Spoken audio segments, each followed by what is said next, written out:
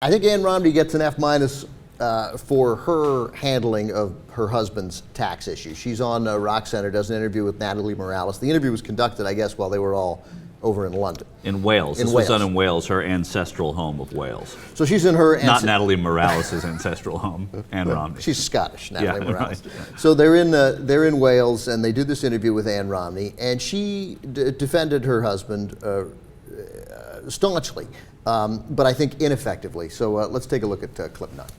Have you seen how we're attacked? Have you seen what's happened? We have been very transparent to what's legally required of us. But the more we release, the more we get attacked. The more we get questioned, the more we get pushed. And so we have done what's legally required, and there's going to be no more tax releases. There are two things that struck me there. I don't know Natalie Morales, and she may have done a fine job. And there's always, you and I were talking before the show, maybe this wasn't the time to go tough at her. But when's the time to go tough at these people? Right, yeah. And I realize she's not running for Larry president. King is the time not to go tough. Right, exactly. Every other time you should go tough. Yeah, I mean, look, Mitt Romney hasn't sat down for a lot of interviews that aren't with Fox. She's there as a part of this is that in addition to NBC doing a favor and getting to know Mitt Romney, right. Mitt Romney's wife, which is a valid exercise for NBC News, yeah. I think.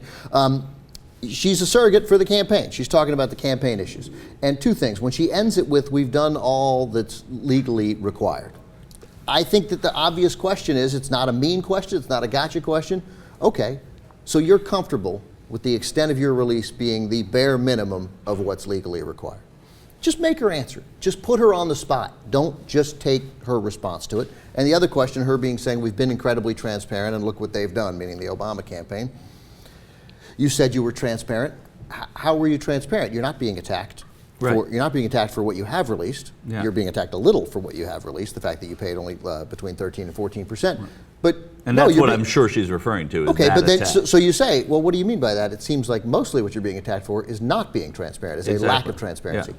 Those are just questions. They are a tiny bit combative, but they are just questions if you're a news organization trying to really deliver a story. And I feel like those are very obvious. And they're obvious questions, and her answer is flawed. Listen, she's the wife of a nominee, and she puts herself out there because she's asked to be, and because it's part of the job right now, and she seems lovely and all of that. But the point is, when it comes to talking about the taxes, she's going to talk about them. She said, we're not going to do it anymore. She is putting her foot down, saying they're not going to do it anymore because when they do it, they're attacked. They don't do it. The point is, they don't. They don't release the taxes. How can you say when you do it, you're attacked? As Ben said, the attacks have been, at best, muted, and there have been some, and I feel probably like they think they've been attacked on it. But the real attacks are that they haven't released. And the real attacks are all speculation because nobody has any idea. We all have to speculate. We all have to assume that he had amnesty. We all have to assume that he paid 0.82% in tax, or 0% in taxes, as some people say.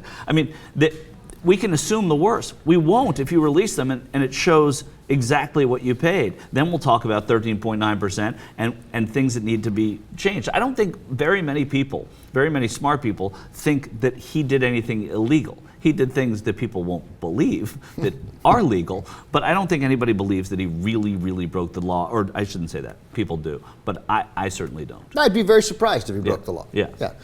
So along those lines, so again, for the journalists who are watching, go get him. It's okay if you leave the interview room with the person you interviewed thinking you're a dick. That's okay. You're not supposed to make friends, and I'm not calling out Natalie Morales in general. She may have done a 5. I don't know what the rules of that interview were, the tone of that, but in general, we can't keep saying, well, this wasn't the right time, this wasn't the right thing. This is serious business, and we're running out of time. And the exposure that these people give in one-on-one interviews is very limited, and it's usually to friends. So go get them.